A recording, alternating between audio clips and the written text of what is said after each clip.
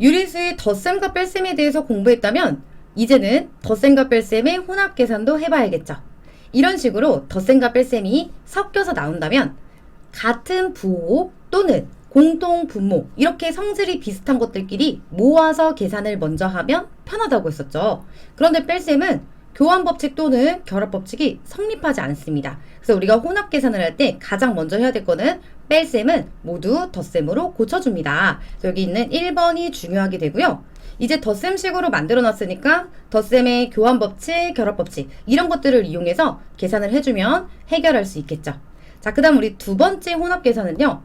부호가 생략된 수의 덧셈과 뺄셈이라고 했는데요. 앞으로는 이런 식을 훨씬 많이 만나게 됩니다. 자, 앞에 막 플러스 괄호 이런 거 안 써줘요. 그래서 여기 예를 들어서 요 식 있죠? 이런 식으로 이런 계산이랑 친해져야 되는데 자, 우리는 지금 처음 배우는 거니까 얘가 어떤 식으로 계산이 되는지 공부를 해봐야겠죠. 자, 일단은 이렇게 뺄셈, 덧셈, 뺄셈이 있으면 여기 있는 숫자 있죠? 3, 8, 16 있으면 우리 어떤 부호를 생략할 수 있다라고 했었죠? 양의 부호, 양의 부호와 괄호는 생략할 수 있습니다. 그러니까 다시 돌려놓는 거예요. 여기 있는 3은 플러스 3으로 8은 플러스 8, 10은 플러스 10, 그리고 플러스 6 이렇게 바꿔놓으면 내가 풀던 문제 형태랑 비슷해졌죠.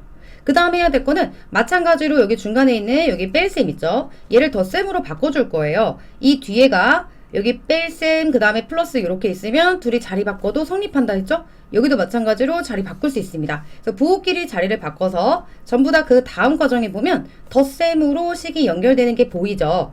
이렇게 덧셈으로 연결해 놓고 나면 우리가 덧셈의 교환법칙, 결합법칙을 쓸 수 있잖아요. 이렇게 또 둘이 자리를 바꿔줍니다. 왜 바꿨을까요? 이렇게 자리를 바꾸면 이쪽에서 플러스 부호끼리 계산할 수 있고 이쪽에서는 마이너스 부호끼리 계산할 수 있겠죠. 그래서 이쪽에서 계산하면 플러스 13이 되고 이렇게 둘이 계산하면 마이너스 14가 되면서 최종 결과가 마이너스 1이 나올 수 있습니다. 자, 그럼 이제 여기서 궁금해지죠. 아, 선생님 매번 이렇게 해야 되나요? 저는 아직 잘 모르겠어요. 처음 배워서 너무 어렵습니다. 그러면 이거를 처음 과정부터 쭉 따라해보는 걸 추천하고요. 그 다음에 저는 이제 좀 알 것 같아요. 이런 단계에 온다면 조금 더 쉽게 할 수 있는 방법은 여기서 이제 3을 이렇게 체크를 할 거고요. 그리고 여기 앞에 있는 뺄셈을 마이너스 8 이렇게 한 몸으로 볼 거고 또 플러스 10도 이렇게 한 몸으로 보고 마지막에 마이너스 6도 이렇게 한 몸으로 봅니다. 그리고 나서 이 사이사이에 뭘 넣어줄 거냐면 덧셈 기호를 넣어줄 거예요. 그러면 어떻게 되냐면 자, 여기 있는 3도 플러스 3으로 이렇게 바꿔줄 거고 그 다음에 이 사이에 덧셈 기호 넣어주고 그리고 여기도 마이너스 8도 괄호로 이렇게 바꿔주고요. 또 덧셈 기호 넣어주고 그리고 플러스 10 써주고 그리고 또 덧셈 기호 넣어주고 마지막에 마이너스 6 이렇게 써놓고 났더니 누구랑 똑같아졌어요? 바로 이쪽에 있는 이 두 번째 과정으로 넘어오게 됩니다. 그러니까 이게 조금 더 쉽게 계산할 수 있는 방법이죠. 그리고 나서는 뭐 똑같아요. 이렇게 둘이 자리 바꾸고 여기서 플러스 기호끼리 뭐 마이너스 기호끼리 이렇게 계산을 하면 돼요. 자, 여기까지도 선생님 저는 이제 좀 괜찮은 것 같아요. 그러면 마지막에는 어떤 식으로 계산을 해야 되냐면 자, 다시 한번 선생님이 여기다가 3 마이너스 8 그리고 플러스 10 그리고 마이너스 6 이렇게 있다면 자, 우리 여기 사이사이에 덧셈 기호가 들어갈 수 있다라는 걸 알았잖아요.